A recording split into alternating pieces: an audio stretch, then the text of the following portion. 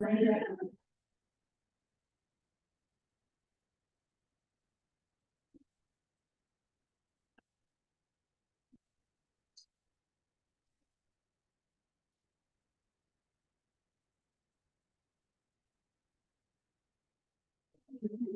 is the new crisis communication unit information. We have to take the numbers to be compliant with that. It should be that.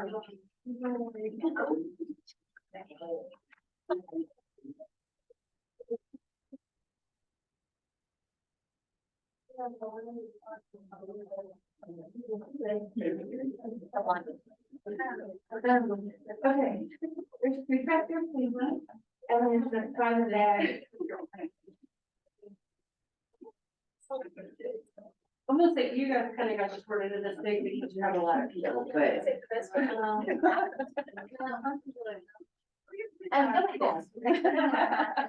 Before we start. She's directing that way. Where was it? Where? Oh.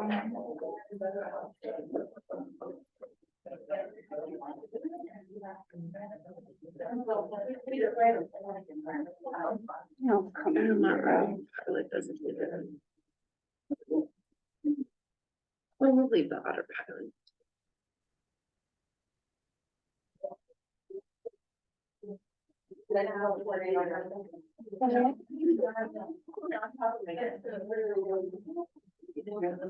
Angie, are you gonna be in Scott County anytime soon? I'm not sure. I can be. Okay. I have it. I have a flyer for you for our next iteration we'll be doing in January, but also I have a bag for you here. Oh, okay. Awesome. Yeah, so I'll send you an email after the meeting today, and you're in Floyd County, right? I live north of Indy.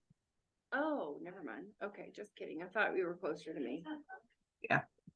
Oh, well. Trying to think of the bag, how long the bag would be good for. Oh. Well, I can look at my calendar and try to make a quick trip down maybe next week. Okay. Yeah, I'll reach out after the meeting. Sounds good.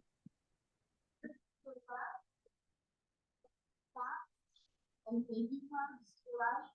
From,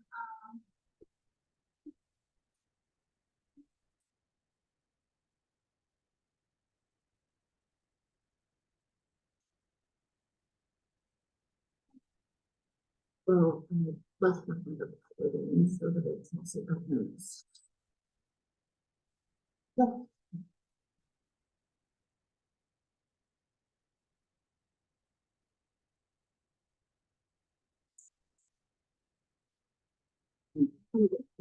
I grab a water. Well,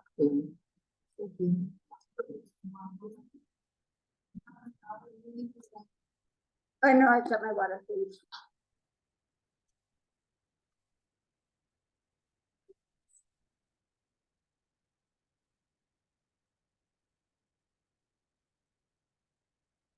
Hey, Dalton. Dalton, your bag back there says DMHA.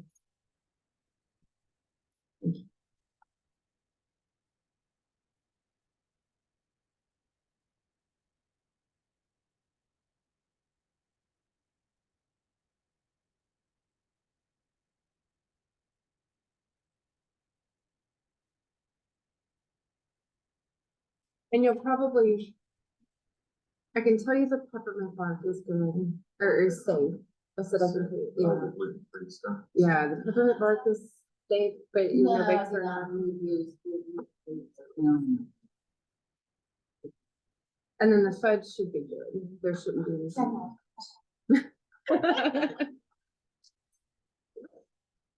What the heck is that? That is an old That's recording nice. presentation.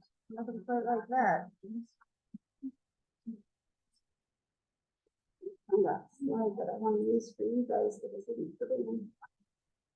Great.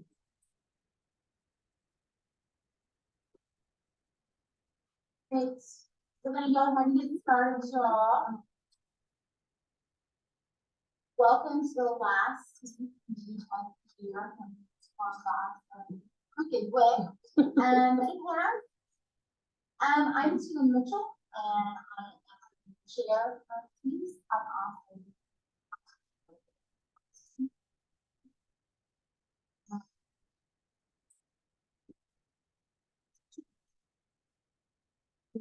I didn't put introductions because I was trying to just get through everything. So we're gonna go ahead and do that. Yeah. We're gonna go ahead and go around the room review, as Zoom first. So Katrina, could you go ahead and introduce yourself? Sure. Hi, everybody. I'm Katrina Coriel, Director at the Scott County Partnership. And Angie? Hi, I'm Angie Washburn with Purdue University. And Marilyn?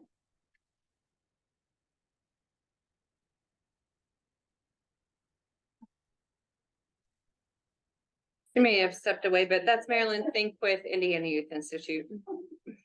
We're gonna go ahead and start in the back of the room and work our way around. You wanna go ahead and start?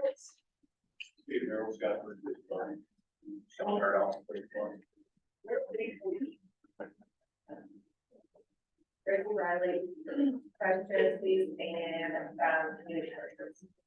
Getting novels, not for them. And then I hear, Destiny, hold on to the other. Cody White, Lisa Harold, he's like the pair and also novel. Bailey Connor, Center Stone. Megan Broughton, for extension. Kelly Markham, the event, and Go on the lower in power. Really broad in power. Then it is under other power. Paul Baker, DMHA. You know what's gonna happen. Heather Block, Scott County Partnership. Randy Blank, Scott County Partnership. Tabitha Durham, Scott County Partnership.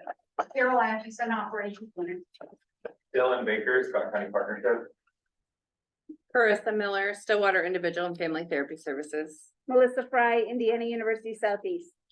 Thank you all very much. So we'll go ahead and move on to approval of the November minutes. And we'll do this by consensus. Everybody should have received those in their email or had a link to follow on social media. We'll go ahead and approve those by consensus unless anyone knows of something that was left out, needed to be added or corrected. All right, then we'll go ahead and approve those. The next thing is approving the treasury report. It's right in front of you. You can look over that and let me know if you have any issues with that. Kelly is not here to read it off, but that's fine. Minimal going out, mostly for the coordinators, Kelly. We also do this one by consensus unless anybody has any questions that arises from looking over them. We'll go ahead and approve that as well. So we'll move on to the 2024 leadership nominations, which require that vote this time. Yep, so we had nominations last month. The first nomination is to retain Tina as chair, so all in favor, say aye. Any opposed? Any abstain? All right, Tina will be our chair starting January. So next is Bailey Jeffries was nominated for the vice chair role. All in favor, say aye. Aye. Any opposed? Any abstains? Okay, so Bailey will be our vice chair. Our treasurer was nominated as Kelly Hans to retain as treasurer. All in favor? Say Aye. Any opposed? Any abstains? Okay. Our first co-secretary is to retain Shanita Flamion. So all in favor? All right. Any opposed? No abstains? Okay. And then our second co-secretary is Megan Broughton. So all in favor? Aye. Any opposed? Okay. Any abstains? All right. So that is our leadership nominations. So those positions will begin in January 1st of next year. All right, so we've added acknowledgements and recognition awards this year. We have, I'm not sure if everyone has noticed or not, but it's been a rough past couple of years. So a lot of us are doing the jobs of more than one people, so we wanted to make sure that we took a moment to recognize some different people. So our executive committee got together and we came up with a list of names, some of which were kept secret from the rest of the executive committee. So the first recognition that we want to make is we extend our appreciation for your dedicated work and passionate efforts in reducing the stigma around mental health. Your commitment is commendable and has played a vital role in fostering a more understanding and supportive community. And this is awarded to Tina Mitchell. So we want to thank you very much.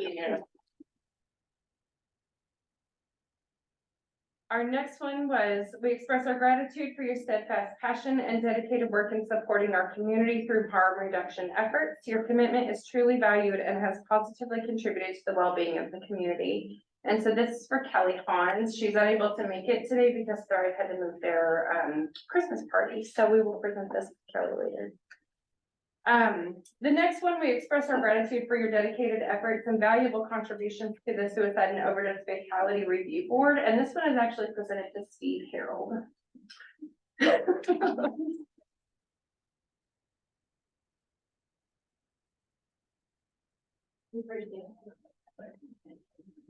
Our next one, we extend our heartfelt appreciation for your unwavering passion and dedicated efforts in educating and actively working towards reducing the use of vaping among the youth. Your commitment to this cause is truly commendable, and this is for Jane Noble.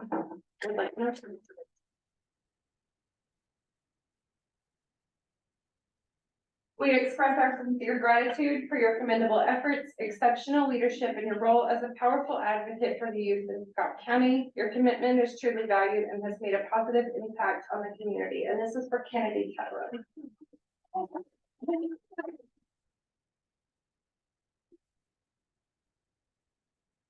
And this is the same statement, and this one is for Lily Brumman.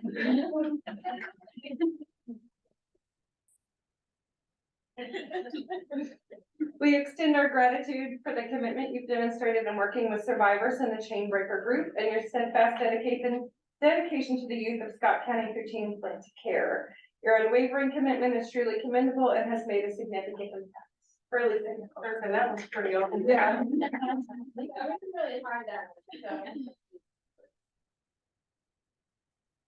The last one that I have is we express our gratitude for your outstanding leadership, unwavering passion, and impactful work with the youth in the LGBTQIA+ community. Your commitment has made a significant difference and is truly appreciated. And this is for Dylan Baker.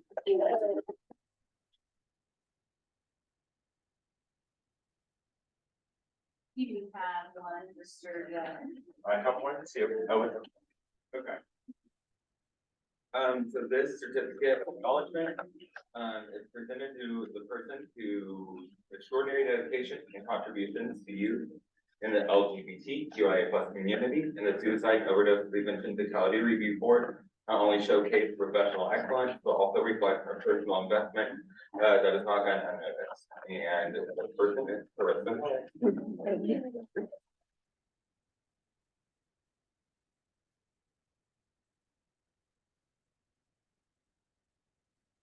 Really, thank you to everybody in the front for everything that you did at this community. If not, you where it is today without all of you. So we are going to go on to the program that Dr. Fry is going to give, correct? Are you ready, Dr. Fry? I am. Okay. We're just gonna We're gonna switch see this if we can over. Make sure that you I've maybe created a tripping hazard. do you want me to just send you this so that you could send it to them, You could, yeah. the visual? All right, we're gonna, this will take just a second. We're trying to make sure that the people who are on Zoom, unless you have another way for them to see the. Well, I was hoping the meeting owl would pick it up, but it's not, so.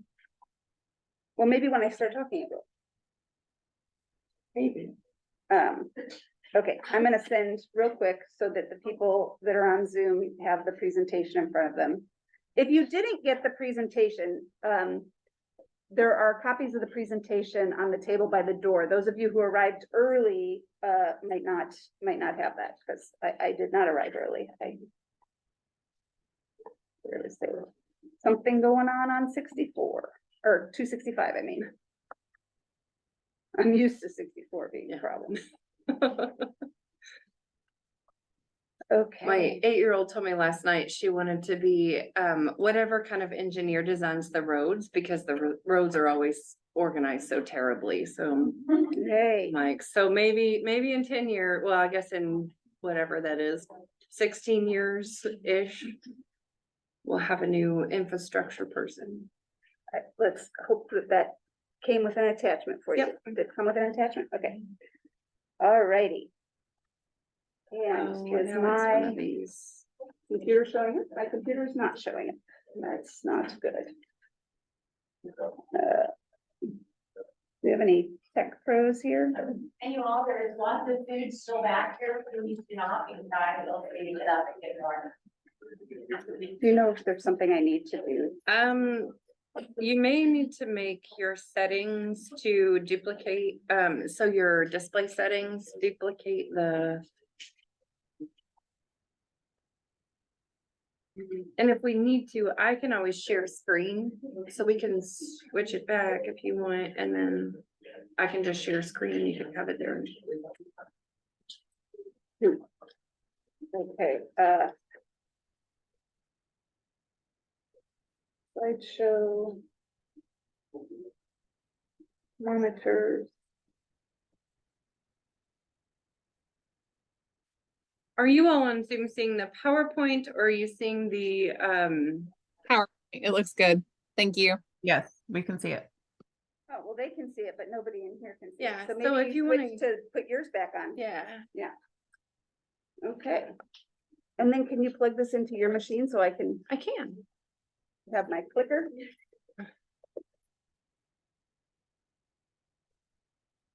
Okay, couple things before I get started, I will take this off to speak so you can hear me. A couple things before I get started. If you didn't get these when you came in, I want to just tell you what these are.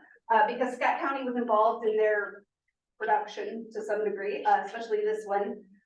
This is a fact sheet that some of you may have seen already. I know I sent it to Carissa and Dylan before, but this is about stigma surrounding medication for opioid use disorder. And this is based on research that included several Scott County residents who are in recovery, as well as service providers who serve your area, and community members. So, this is just findings from the research we've been doing with the Indiana University Grand Challenges study of long-term recovery. So I encourage folks to take that if you're interested.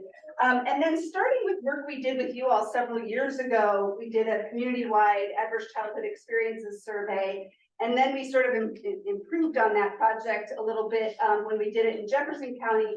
And we have been working both with you and a little bit with Jefferson County, and then in our own Floyd County and Clark County areas around getting more people exposed to the idea of trauma, adverse childhood experiences impact on adult outcomes. And so because we've been doing that, we've been modeling what you've been doing. So you guys started off with screening resilience and broken places. So we're copying you and doing the same thing, not reinventing the wheel.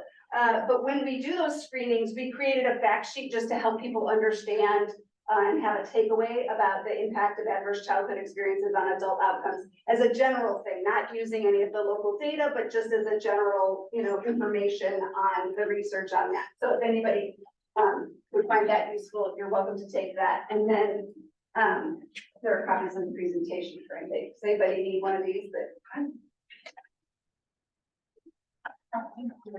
All right. So today I'm going to sort of present out on our findings from our evaluation. We are hired under the Drug-Free Communities Grant.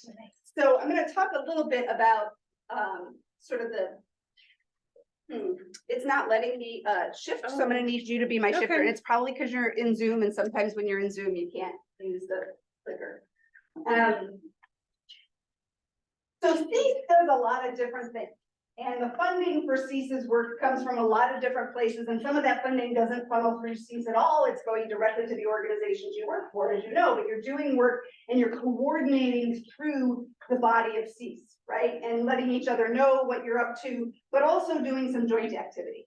And it makes it a little confusing, right? Like, what funds what, where do the monies come from? And we're gonna spend some time on that this year. We're not gonna spend a lot of time on that today, but we are gonna spend some time on that this year, working with the CEAS leadership to help, and hopefully with input from many of you, to help map out the different grants that are funding different work, the different places where public monies may come in to support work, and where nonprofit organizations may be getting funds from elsewhere to support work, just so people understand, like, what's drug-free communities, what's CEAS, what's the SOFR, what are all these different things? Where do they live? How do different organizations contribute to those different things? And then how does the funding flow through that system? Because I think it's very confusing for people. And when we've presented on the drug-free community stuff, I think it's confusing because often in the 12-month action plan for drug-free communities, which some of you are familiar with and many of you are not familiar with, activities that are not actually funded by drug-free communities are included as part of sort of the overall work. Because drug-free communities is intended to fund coordination and collaboration. So monies help support having people in roles like Dylan's role and Carissa's roles. Those roles are coordinating roles, and the monies for those come from various places, but they then coordinate work of money that comes from other places. So it's very complicated. So today what I want to make sure people are clear on is that I'm reporting on the prevention work. So CEAS does prevention, treatment, and intervention. And what I'm going to report out on are data that we have on your prevention work specifically, okay? And much of that prevention work is the focus of drug-free communities. Next slide. So before I go into that, well, two pieces. One, I want to note that that prevention work is primarily youth development work, right? So building positive identity and healthy social connections to peers and caring adults. That's been a major focus of CEAS's drug-free communities work, and it's a major focus of CADCA and the drug-free communities program. That's why the national conference is really about bringing youth leaders from all over the country together with their congressional delegations, because that's a key focus, and that's been a key focus for all of you. And I want to explain a little bit of why that's such a key focus. Next slide, when you are able. Sorry, I'm trying to figure out, it keeps cutting off the edge of the slide. Yeah. Yeah, it's squashing it funny. I will tell you that the slide is, it's a wide format, and there's Yes. something about the system that's not liking that. I don't know why. No, and I'm trying to change the aspect ratio and it's not. It doesn't like it. No. We'll do our best, and people can have this slide is not in Yes. front of you. The next two, this slide and the next one are not in front of you. CADCA, which I'm not gonna ever get that acronym right. But Well, it's, it just changed this year too, so. oh, well, then I definitely won't get it right, so forgive myself for that. But it is the umbrella national organization that is about supporting community collaborative efforts, okay? And their theoretical model, so I don't want to get too academic-y with you, but their theoretical model is based on a social ecological model of change. And the reason I want to tell you this is because I think it's useful for you to think about the actions that you all have been taking and that you want to take in the future with this a little bit in mind. So the idea is that the individual, and in this case, we focus a lot on youth, but it's true for adults too, for sure. The individual exists within a larger social ecological system. They have their social networks, their interpersonal connections. They exist within organizations that connect them to ideas and opportunities and other people. Those organizations exist within your larger community, right? And are affected by community level decisions, policy decisions, community level activities, values, norms, and the culture of the community. Those are also those communities, or your community sits within a larger policy structure. So decisions at the state level in Indiana and at the national level affect what happens here, right? And then even beyond policy, most of our public policies are shaped by larger paradigms or mental models for how change happens and for why we have certain challenges in front of us. And this is really useful to think about in terms of where your activities are. A lot of work happens, obviously, you're at the community level, your community organization, so a lot of your work is in these first 4 circles, right? But you do branch out into policy advocacy. There's a reason that youth go to DC and meet with the delegation. It's to advocate for themselves, their interests and their needs. And that work, because it's shaping the beliefs and behaviors of individuals, does have the capacity over time to affect change in mental models. But change in mental models also has to trickle down and affect individuals. So an example of that would be, for example, I just repeated example twice in like the same sentence, sorry about that. We'll put that in the notes. An example would be work on stigma. And you guys do work on stigma around substance use disorder more broadly, but also like this work that we're doing is specifically around stigma around the use of medication to treat use disorders, okay? That's trying to shift a mental model. That's trying to shift us away from the idea that using medication just means trading one drug for another. And not everybody will agree with trying to shift away from that. And it's okay that not everybody wants to use medication as part of their recovery. That's important. But we also want people to understand medication is part of the toolkit. And for a lot of people, it's effective. And it's really the most effective treatment for opioid use disorder that we have. So if somebody's not able to stop cold turkey in any effective way and maintain their cessation of use, this is the best way to maintain their cessation of use, right? So we need to shift that mental model is the idea. I'm just using that as an example. So this is the theory behind the idea of having drug-free communities, collaborative coalitions like CEASE.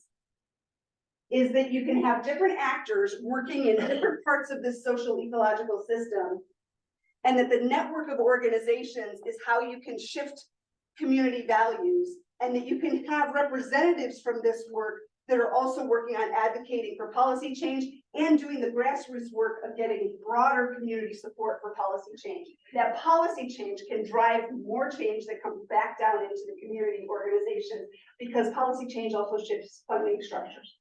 It shifts what we are able to pay for using public dollars in particular, right? But it also shifts things like, I mean, one of the challenges of your efforts is legalization pushes, right? Like that's certainly a concern for many. It's a complicated set of issues. It's a policy environment issue nationally right now that is shaping the context for communities, right? So just to understand the connections between those things. And that particular policy issue is about some mental model shifts that have occurred in the last 20 to 30 years around one particular substance, right? But you can see when you start to think this way, you can understand that all these things are related. And the idea of drug-free communities and CEASE is to be operating at multiple levels to try to drive that larger, more transformational change in mental models. Okay, next slide. This is also referred to as systems thinking. Systems thinking, many of you who are in the nonprofit sector, you hear that it's a buzzword these days, or a buzz phrase, I should say. Oh, some of the lines on my image are gone. So you can't tell it's an iceberg. But the idea here is putting that social ecological model into another model called a systems model, where events are that individual level thing. And what we're trying to move from is reacting to events, like reacting to overdoses, reacting to, car accidents that are the results of a DUI, trying to move from being a community that's reacting to events like the HIV outbreak, and instead do the work that's below the waterline, shifting those patterns and trends, the underlying structures and the mental models that give rise to those events, right? So the work you're doing, next slide, has really been focused on shifting that by shifting youth, by starting with young people.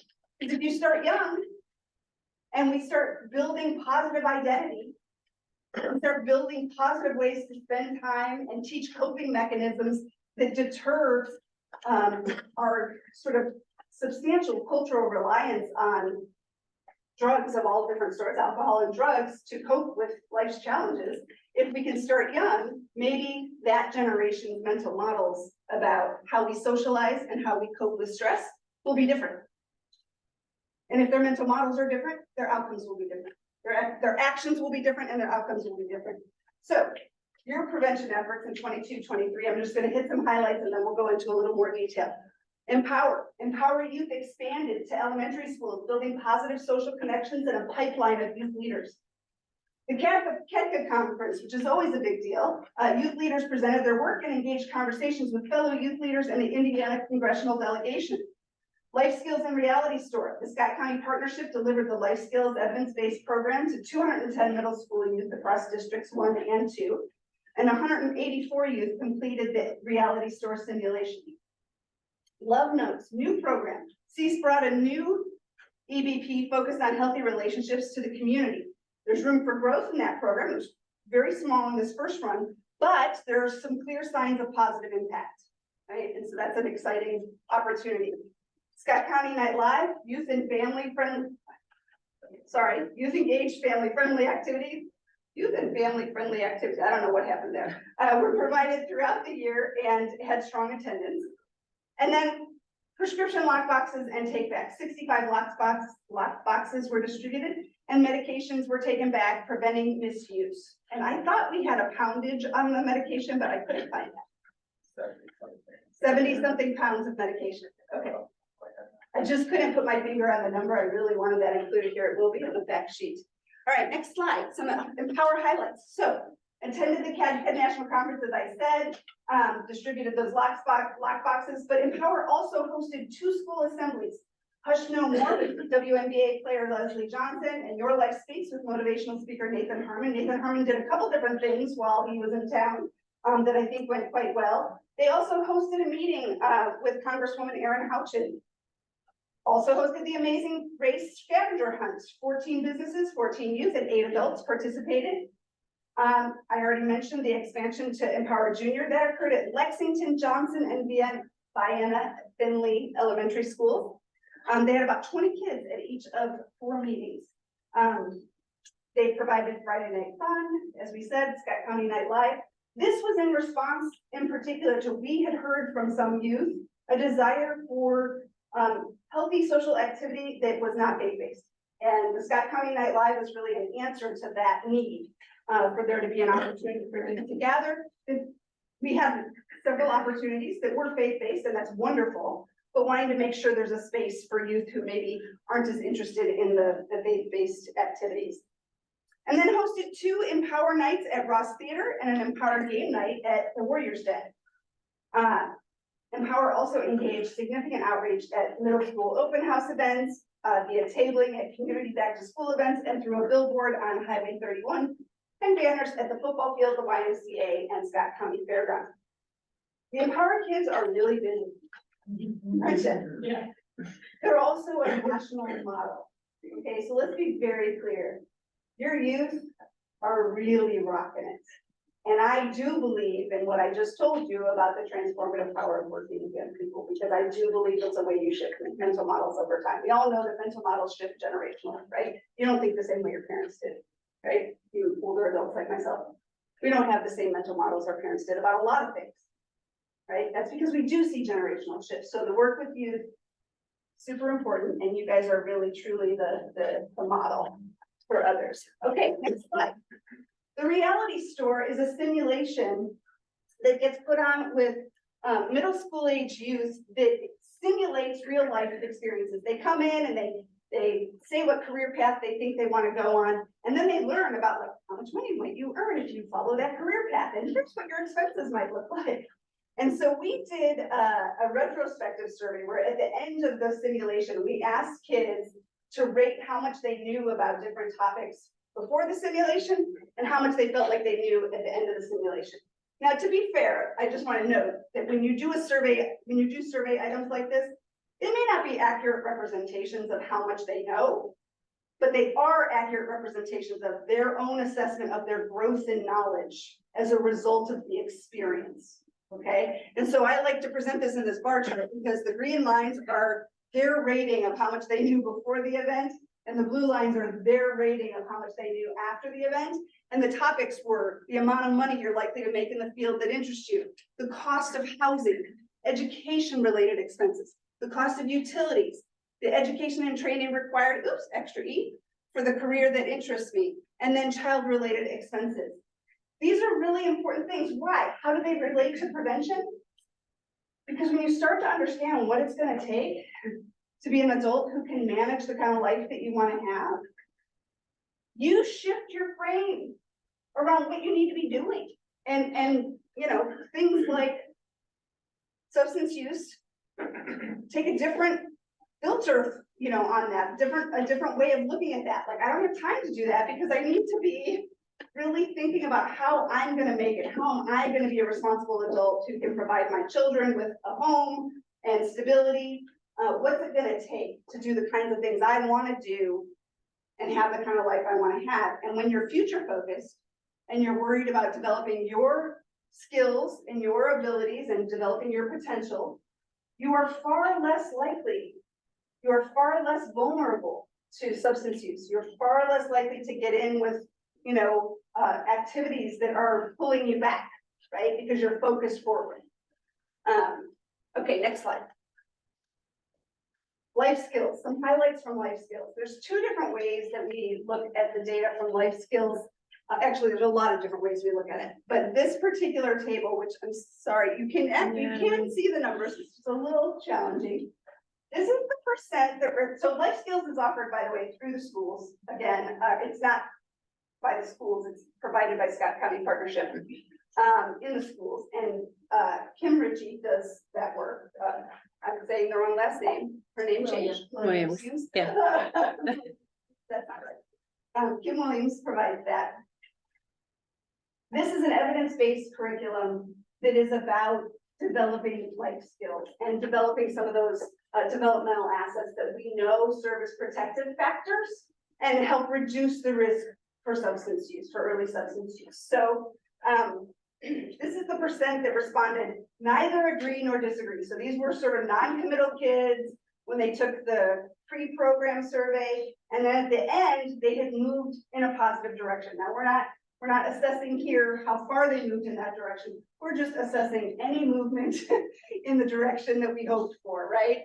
And what you'll notice is it's 50% or more for all of these items, but I want to note the top few items. Kids who smoke cigarettes are more grown up, 90% that had no agree or disagree on that, moved in the right direction, okay?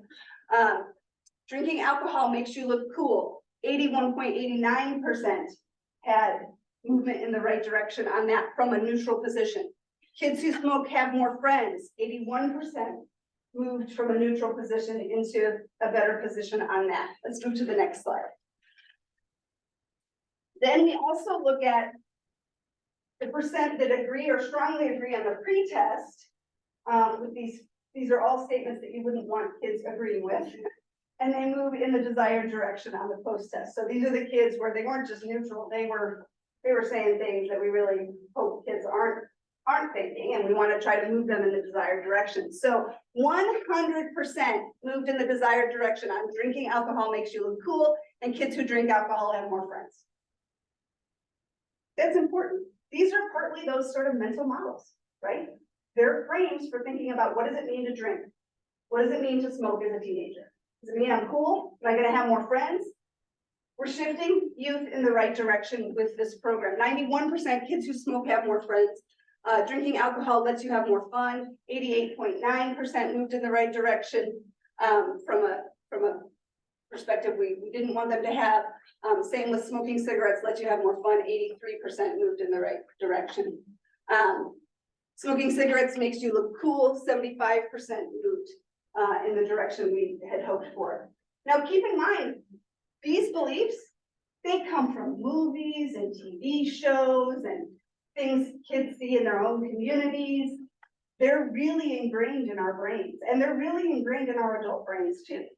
Like, really ingrained. We don't even think about the fact that we think that we usually see images of alcohol as people having fun and looking cool and being surrounded by other people in social situations, right? So shifting these beliefs is a really important part of shifting those mental models for you. Okay. Any questions on the youth prevention programming through Reality Store and Life Skills? Okay, those are the things we have data on in terms of you did this and it looks like it had this immediate impact. Now, we can't say for sure that it had that impact because we don't use a control group. We don't also survey kids who didn't do the program. So scientifically, I can't tell you it definitely had that impact. I can just say it looks like kids were affected by their participation in this program. Okay, and we do test for statistical significance on those changes as well. So we do keep track of which ones are moving in a way that's statistically significant. Next, I want to go on to the member survey. This organization has been in a lot of transition the last couple of years, and I've been fortunate to be around sort of before shifts and now sort of during, and as I see coming out on the other side, some of the shifts that the organization itself is going through in its frame and it's thinking about what it's doing and how it wants to organize its work, which is pretty exciting and very fun to be witness to. So some things that came out on the member survey that I want to draw attention to. About 30 of you, 30 exactly, responded to the survey. And the strengths that were identified is that the organization, the meeting structure and organization of meetings is pretty sound. People feel pretty good about that. It's a respected organization in the community. Leaders in this organization are strong communicators, and youth empowerment efforts are strong and are succeeding. Some opportunities, and this is, let me just say, your survey is overwhelmingly positive. Almost all of the folks in the organization have positive responses to every single item on the survey. So when I say opportunities, I mean, a few people pointed out that maybe these are areas where we could improve, okay? And those are need for clarity around CESE's 3 pillars. That's that treatment, intervention, and prevention. The funding structures at play. Like I said, we want to work on mapping that out and the various plans that drive activity. We talk about the 12-month action plan. We talk about the comprehensive community plan. You know, all these different things, and people hear these words. Some of you come to these meetings, you hear these words, you're like, I don't know what any of that stuff is, right? Getting some clarity around some of that. More fully engaged members. So some people felt like not everybody feels like they have an opportunity to be fully engaged in the activity of the organization. Include more members in active roles in decision making. So some felt like they don't feel like they have any opportunity to contribute to decision making. Increased diversity. This came up and some of the comments point to increased diversity of sectors represented at the organization. And I sometimes show you the chart of organizations. I didn't include that today. The demography. So making sure that this group is representative of the community. Racially, ethnically, class, you know, different parts of the community, and thought. There were some comments and responses to Likert items that suggested that people feel like it's not okay to express thoughts that maybe other people in the room don't agree with. So it's important to make sure it's a safe place for diverse thoughts on how to approach these issues. Community involvement and parent engagement. Folks noted they think there's more opportunity, there's untapped potential in getting more of the community involved in this work, and specifically getting more parent engagement. There's so much work on youth. What can we do to better support parents? Communication. So even though the communication skills of the leadership was noted as a significant strength, people still struggle with communication, like knowing what's going on and making sure that things are well communicated. And then visibility, which is a part of communication. So social media and other outlets were pointed to as we could be or should be doing more in these spaces. I think one of the challenges that you all have is you're very focused on youth who are not on the same social media as adults. This is something we know. But you want community involvement and parent engagement, which is different social media platforms, right? And so it may be that what really has to happen is that the youth take on the messaging work in their social media platforms, and that the adults have different messaging targeting adult community members and parents for different aspects of the work on the platforms that adults use. None of your teams are on Facebook, I guarantee you, right? They might have an account, but they're not using it. Oh, maybe some of them are. It's really to We connect saw with the data for grandmas. iOS. We just saw data for iOS on like number of students who are on Facebook, and I mean, it's like 7%. You know? Now Instagram. Yes. Instagram is very high among that age group, so, you know, and TikTok. Okay, next slide. So we did this community readiness assessment that we do periodically with the group. It uses a particular tool that is intended to get leaders of a collaborative effort to think about the community context and how CEAS's efforts are viewed by various community actors, and whether the community is supportive of putting resources towards your work, to support your work, and those kinds of things. In that survey, what we found is some key assets were identified in terms of certain passion and commitment, love for the community, desire for change, the residents care, there's a lot of energy. That was coming out of mostly the open-ended responses. Some of the closed-ended responses suggest that basically support for CEAS and its efforts is like at a 6 or 7 across several categories out of 10. That people feel like, yeah, there's support, people want to see us do well, but people aren't ready to jump in and help or provide resources for that. So I think there's sort of a sense that it's not that nobody cares or doesn't like that we're here doing what we're doing, but they're not ready to get in it with us. And they're not going to make sure that we have the funding we need. We've got to do that work because they're not just dishing it out to us. Okay. Some opportunities, community education. This came up in a number of different ways, and we'll talk more about it in a minute.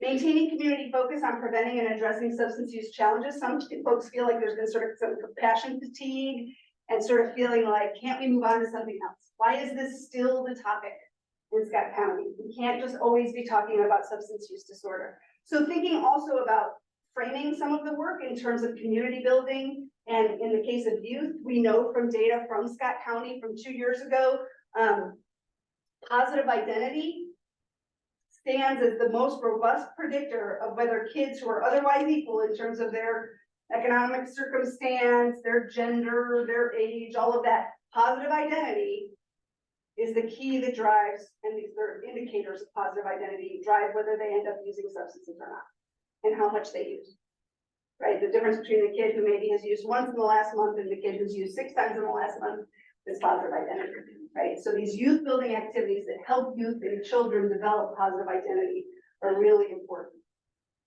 Civic engagement to shift institutional processes. A few people noted issues around how municipal governance works, how county governance works, some of the structures that might be available to support the work that CEAS is interested and the change you're interested in seeing in the community, that those things need to change, but that requires real civic engagement and people paying attention to what's going on and putting pressure on the people who have been elected to lead to do the things the community wants to see happen. Develop stronger resources. This is really focused on grant funding, and then develop more community expertise. A real need to have more experts right here, living in the community, working in the community, and working on the efforts. So perhaps professional development for some who are here, but also, just making sure that you're building that as you go. Next slide. So the leverage points that were identified, and here's where I want everybody to listen. And if you're thinking while you're listening, which would be great, jot down any ideas that come to mind for each of these, okay? Things you could see us, the group, doing in the next year. Pursue and align existing resources and assets to expand public education and advocacy. So maybe accessing new resources, but also just better aligning what's already here, whether that's grants that your organizations have, public funding that is available or in use in the schools or elsewhere, getting those things better aligned to serve the interest of educating the public and advocating for the changes that are needed in the community. Okay, that's hard work. It's a simple sentence, but it's not actually simple work. But it's about getting public, private, and nonprofit interests to align toward common goals of understanding what the issues are, but also understanding the path forward. We need to build community. We need to build, positive identity in youth. We need to make sure that people who are in recovery are getting supported not just by their recovery community, but by employers who understand that, there might be bumps in that road, but let's try to keep these folks employed because that structure is really important to their continued recovery.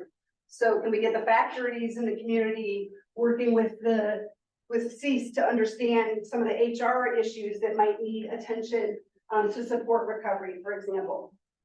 Expand grant-funded activities to increase influence. So the conversation was that we need more funding to support particular kinds of advocacy work, and to be able to have more treatment, which actually comes up in the next one, because the influence of these efforts will grow as we have more people have effective recovery and treatment, right? Good treatment available means more people are in recovery, builds more support for this work, and builds a healthier community that can produce, change, right? The fewer kids who are growing up in households that have substance use issues, the fewer adults 10 years from now who have substance use issues, right? We've got to get the virtuous cycle going. And the thought is that's going to take some more grant funding. There are grant funds available. Part of what the group was talking about is there are grants available that would help push some of these things forward, but there's not enough grant writing resources and support in the community to access those funds, even though Scott County would get them for sure if they were able to write the grants, okay?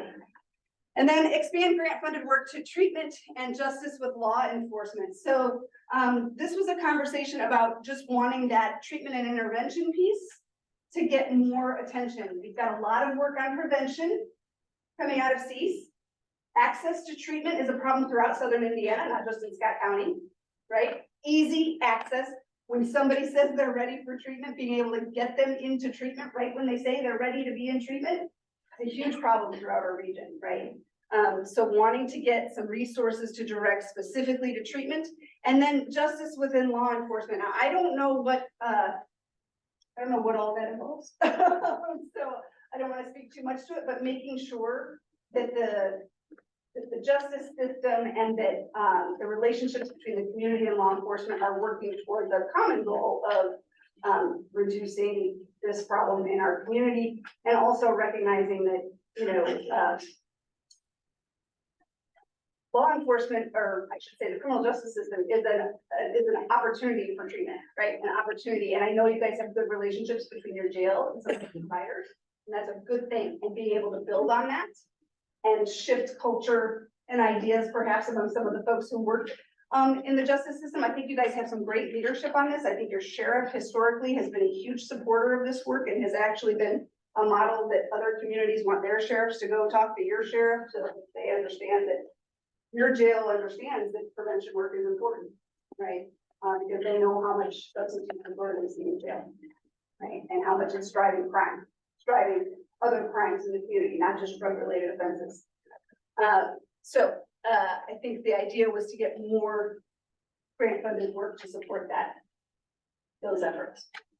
Okay, let's move to the next slide and just ask thoughts and ideas about the year ahead and how to pursue some of those leverage points. Increasing expertise in the community, more work on public education.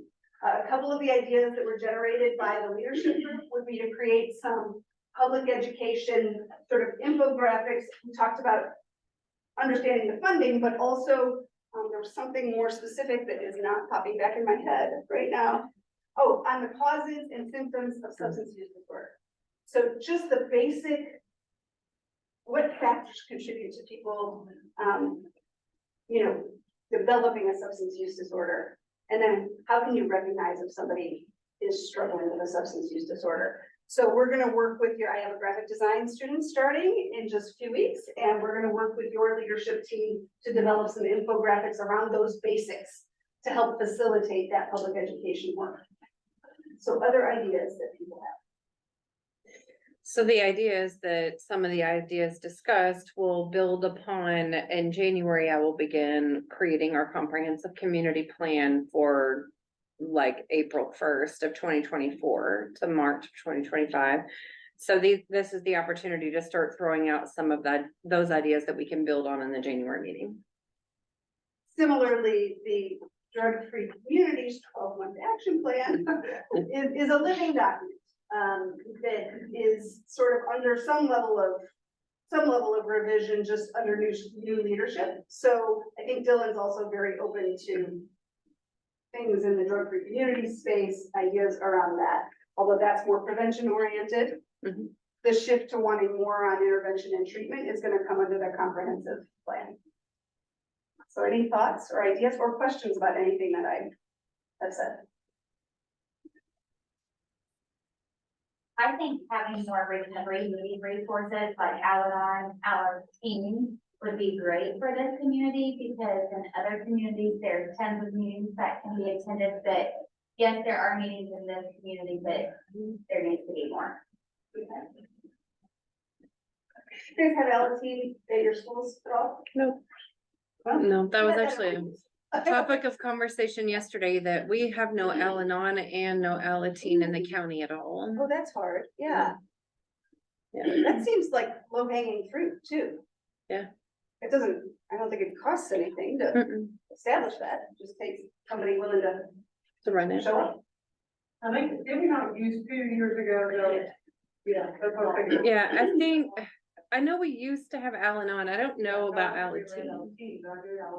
Yeah, and when COVID hit and a lot of recovery, if you all noticed, the meeting list that we keep is much shorter now. But Al-Anon was one of those that died during COVID. And I think that, we did have really thriving sober recovery, and then that kind of incorporated the family. Yep. So maybe that's why they're like, oh, it's okay, but like you said, you have to have both, you have to have faith-based and non-faith-based. So. And even the programs that I do, it's family, I do a team, and I do, an adult, but, it is a faith-based. But there was nothing specific being faith-based until I heard that description. So we always need more, the question is, there's always, we need more soldiers. So how do you get more soldiers?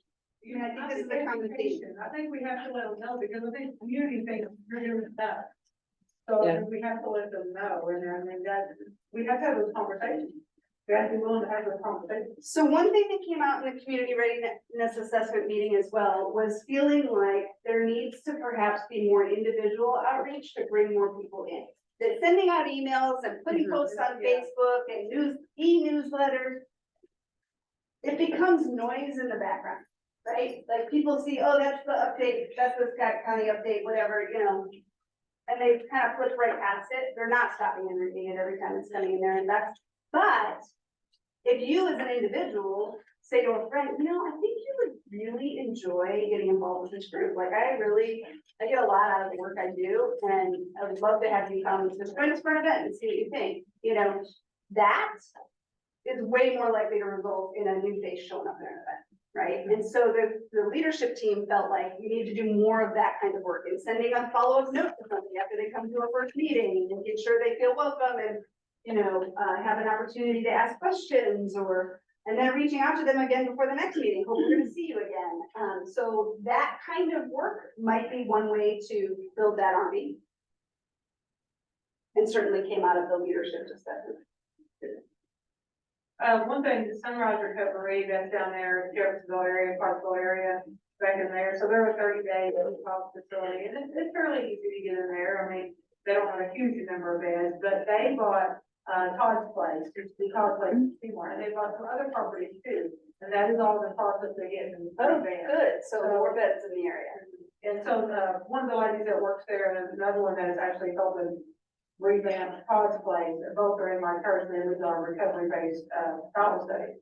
So I don't have a problem. I've talked to them before about getting to some of these meetings. I feel like, even though we're Scott County, if we can get connected a little more, get outside prevention or intervention areas, treatment areas, then that would help us build our, kind of like that little diagram you had, bigger and bigger. So, I've already spoke to them, and they actually helped with the mapping that we did recently. They was a couple of my interviews, and they're very, very much involved, and they have like 5, 6 years sober and very good involved. So I figured in the next year it's gonna get better. We all just gotta keep pushing, keep pushing, don't give up. Others. There is a way that things snowball, and I think that's part of what you're describing. If we can connect to some of those things, maybe we create momentum. If we had a magic wand and unlimited resources, what would you like for us to have in the county?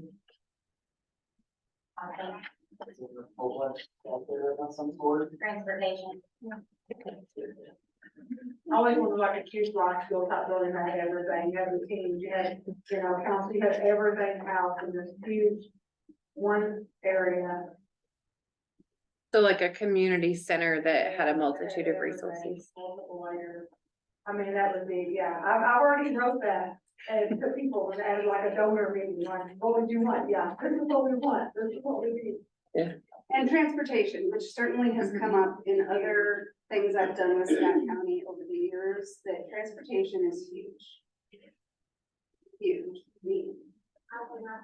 Especially when they can't get to the resources that are being offered.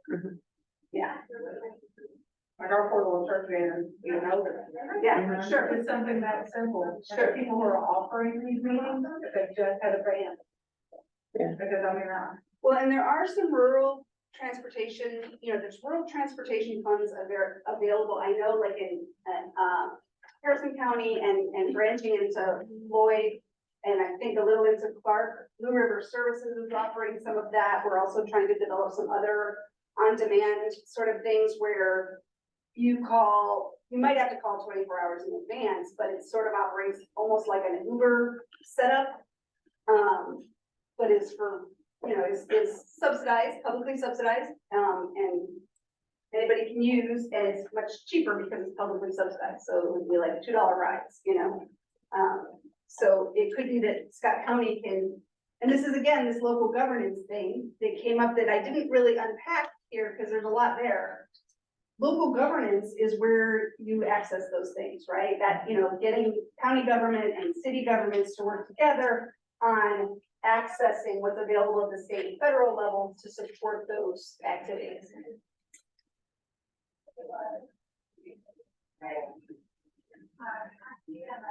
Any other thoughts? I think Carissa's magic wand is a good one. So imagine, I always tell groups when we're doing visioning exercises, imagine that money and politics are not barriers.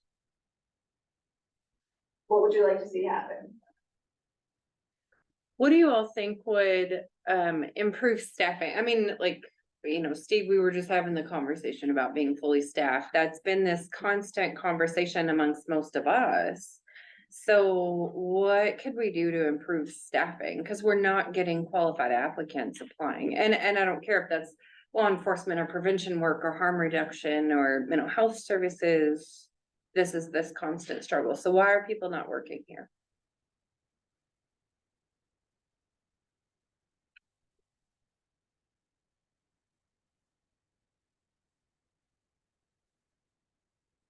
Y'all are supposed to have all the answers. I think some of it's pay. Okay, okay. Okay.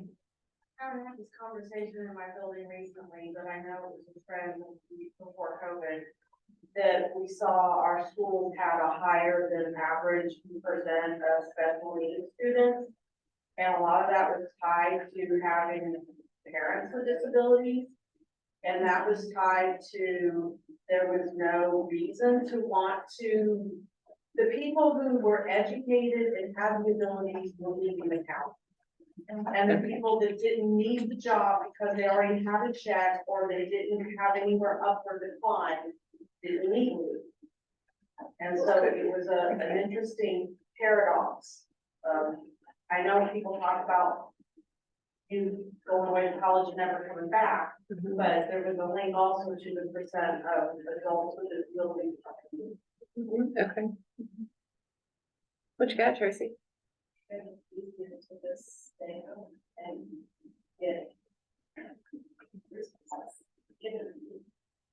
Okay. So that, like, we know that there's an ALIS threshold, right? If you make below this certain amount, you have access to resources for basic needs. But if you go just above that, right, then the carpet's ripped out from under you. So, Same thing as single parent. yeah. Well, and single parents is identified as a huge issue in the survey we did of the community a few years ago. People really wanted better supports for single parents, and my response was also that if you build things designed to best serve single parent families, they will better serve all families, and you're gonna see positive outcomes and results across the board. Okay. Well, and as someone that's worked in different counties before, I mean, Scott County is unique, like. We don't have a lot of the resources that other communities have, so it just, I mean, it makes people, you gotta work harder when you work Yeah. in Scott County, because, you know, for your clients, so I think that, Okay. you know, we get people to come, you know, especially our green Yeah. workers, and they get some of that experience, and they move on to other places where the work is actually a little easier. Well, I mean, look at, I mean, not to get political, but like all law enforcement, I mean, they're making minimal comparison to other places, it's very frustrating. You know, because they deal with a lot, we literally have been the model, we dealt with a lot, overcome a lot. It makes you feel teary, I mean, it really does, it's very frustrating. And then like, I had a lady who, single mother, who took that time period on a check, had her child on a check. She could have bettered herself, she bought her first trailer, she got a job, she went off the check, and you're talking less than a year, or right at a year. Gives everything up and goes right back, because that was familiar, that was generational, that was what my mother did, you know, that was. This is too hard, and it's very sad because you watch the children suffer. Some of you who are young, there's several of you in the room, so what are your thoughts about some of that dynamic that they're describing? I think they're hitting the nail on the head. I mean, you have parents and grandparents who are feeding into children and telling them, this is what you should do, this is what you do. And so they either grow up saying, no, I'm not going to do that, or I am gonna just follow in the footsteps. If I sit at home and do nothing, they still survive, so I can survive as well. So how do you create the path where people, when they decide they're not gonna follow in those footsteps, they don't decide to leave? Or they decide to come back home. I'm a big fan of people going away who, for whatever reason, for work or for training or for education, and then coming home, because when you go away, you get new ideas. And then you bring them back to your community, and that's what helps communities thrive. Rural communities that thrive have more network ties outside of their region than rural communities that don't. They need to understand that they can be better. Because so many people, you know, it's kind of like fleas in the jar, so to speak.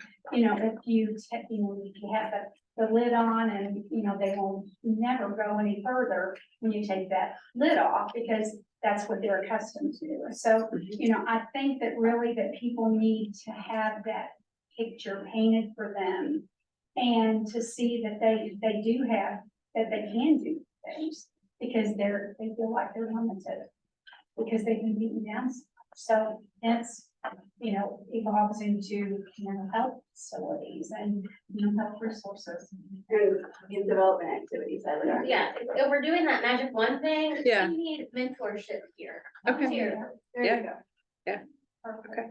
I realize we are past. Yeah, that that's time. what I was gonna say. I'm sorry. That's all right. As far as public education, and maybe within this group in the room, maybe it's time we revisit Ruby Cambridge on poverty. Yeah. Yeah, yeah. I don't know how many of us participate in those trainings, and I'd be sure there's quite a few that are doing that conversation. And I know it has PD money that we can. Yeah. Angie, do you guys still We- do that out of Purdue Extension? Yeah, we do. Okay. I would probably do that. Okay. I'm not. No, you're not. Yeah. I didn't. Well, and I'm like, we also have that poverty simulation that will be in the spring, so I'm like, I know that that's part of the discussion. Okay, I feel like ACES education will still help. yeah, Because that's the lady I'm giving the example of, that's what moved her in the motivated area, that you go right back into it. Sure. Well, it's sustained support is important. People, and Yeah. that's the other thing, is how do you sustain supporting people as they're trying to make those moves, right? It's hard. Yeah, it's hard. And requires manpower, which Carissa pointed out is a struggle. Okay, I'm sorry that we went over time, but thank you all very much for your time. Please keep funneling your ideas to Carissa and Dylan. If you want to be able to funnel to an outside person that's not directly one of them, any comments, questions, concerns, please feel free always to contact me at IU Southeast. thank you, Dr. Fry. Thank you. And Oh, I was gonna say, please don't forget to grab your bag if you haven't already and take food with you. All right. I wanted to add that we didn't get to announcements, and I'm sorry, there's lots of things that are on the table, please feel free to take it. If there is information that you wanted to get out to our coalition and to the community, please feel free to send that information via refer to Chris if you already haven't, to get into that monthly, that weekly newsletter. Or if it's more important to get out sooner than that, you can get that out to email them. I have a small flyer there, there is a toy giveaway, it's two for child this Saturday at my church, and break it over there. And having come back, we try to get people all through the Friday. Thank you, Thank you, Lisa. And be sure to pick up an Operation Parent revised middle high school. As you go out, I do have updated flyers for our crisis stabilization unit and actual wallet cards as well. We had to update that phone number to be compliant with 988, so there is a different phone number. So we had previously, I no longer see that phone number.